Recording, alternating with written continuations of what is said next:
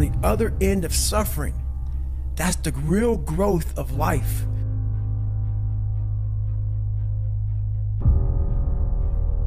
What is enslaving you? What is controlling your thoughts? Is it weakness? A lack of discipline that prevents you from accomplishing what you want to accomplish? Get up and wake up. You have only one life, so don't waste it. A lot of us don't know of a whole nother world that exists.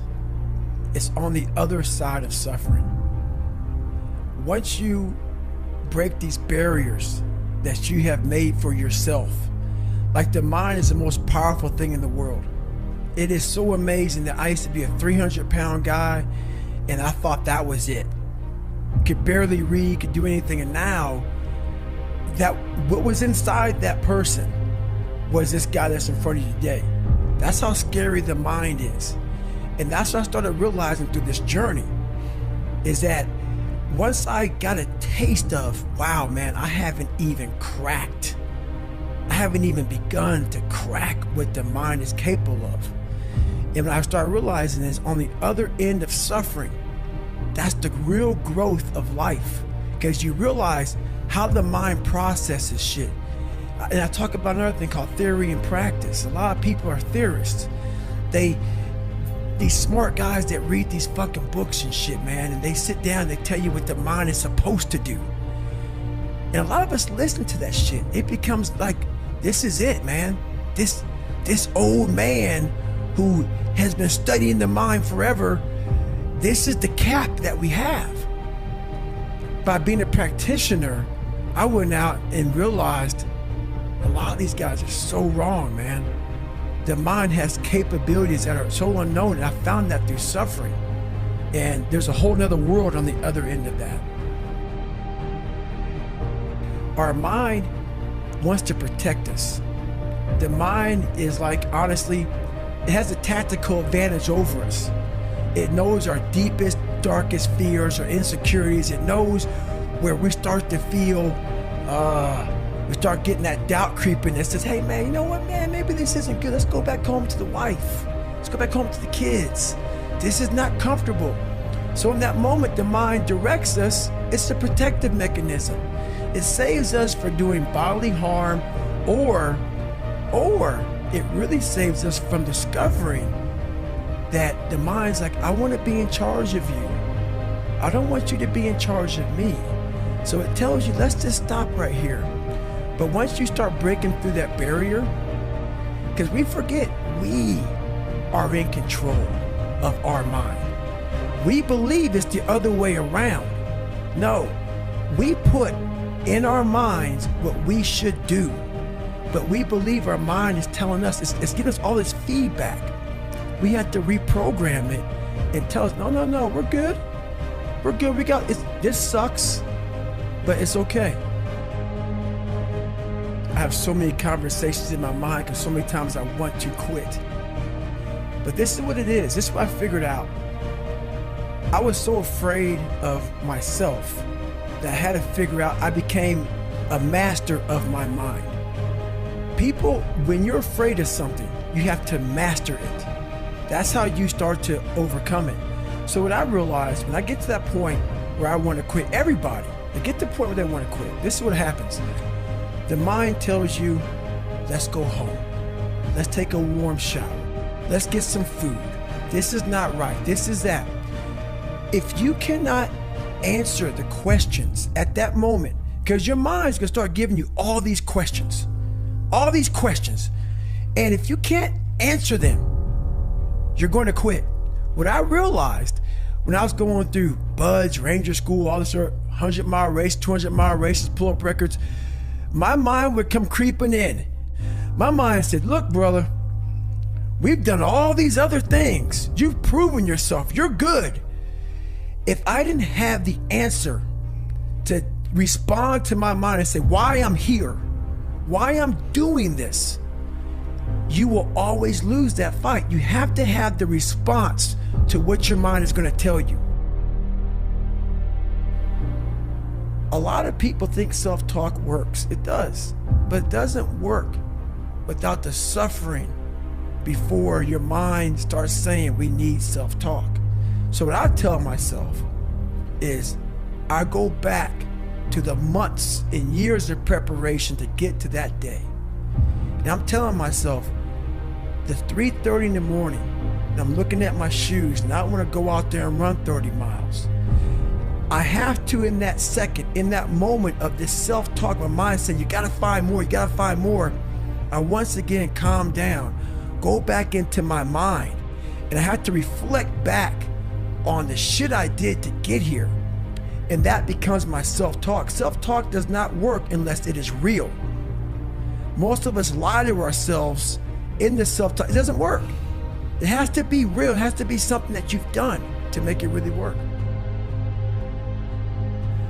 There's a process that you have to go through, and patience is the process. And if we don't have patience, after a week, I haven't lost 30 pounds, man, I'm done. I'm over it. So that's what I found out with people, man. They're not patient enough to realize and to enjoy the moment, not live in it, just enjoy it. There's no finish line in life, but enjoy that moment. Roger that, man, I lost 5. Let me go 10 next week. They have the woe is me mentality. It's too hard. Life isn't fair. These things in life are not easy for me. You look to your left, you look to your right, and you start to judge yourself off other people. Like if you're a female, well, she's skinny and she doesn't work out as hard as I do, and everything starts to corrupt your mind. You start to look around too much at other people and what they're doing, and that starts to corrupt your own dialogue. We are judging ourselves against too many fucking people. You have to judge yourself against yourself. This is a race against David Goggins and David Goggins alone. And once you can silence all that bullshit, all the outside interference and things that are attracting your mind to everything, you can then start to grow and realizing, I'm stressed out for no reason. This is my own little race. This is my own timeline, and this is how I'm gonna run it. Once you transform yourself, and even though I'm not running from myself, I'm constantly facing myself. I'm constantly battling myself. I'm not running from them anymore. I used to, but now I'm constantly battling them.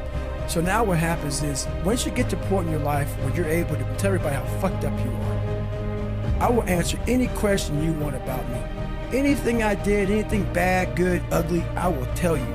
When you get to that point in your life, that's where your real journey begins. And you no longer have to have a small victory to keep you going. You now realize what your purpose in life is. And you realize all this shit's just part of it. But at first, you need all these different tactics to keep you going, because you haven't figured it out yet. Once you figure out that you're in a race amongst billions of people that live in this world, you're in a race by yourself. You have a purpose, and it's your purpose, not everybody else's purpose. It is your purpose and only your purpose, and it's your race. So then you're like, hey man, I'm doing my thing. I'm doing the best of my ability. What's next? There's no longer these small increments to get through life, because once you figure out why you're here, it just becomes a process. If you walk into any kind of event, whether it be physical or mental, if you walk in with already putting that block on your mind of, man, this ain't gonna happen. People go, how did you run 135 miles to Death Valley? How did you run 100 miles with no training? Because I went into it not thinking, I can't do this, man. I went into it with a strategy. I had an open-mindedness. So until your mind is open to the possibilities that I can do this, you would never be able to do it. Once the mind starts to believe it can be achieved, it then, only then, does it start to break down tactically how we can do this. Until then, you're gonna always lose. have to learn, what do you want in your life? We have so much influence coming at us that we are so lost. We don't know what we want to do because we don't spend enough time with ourselves.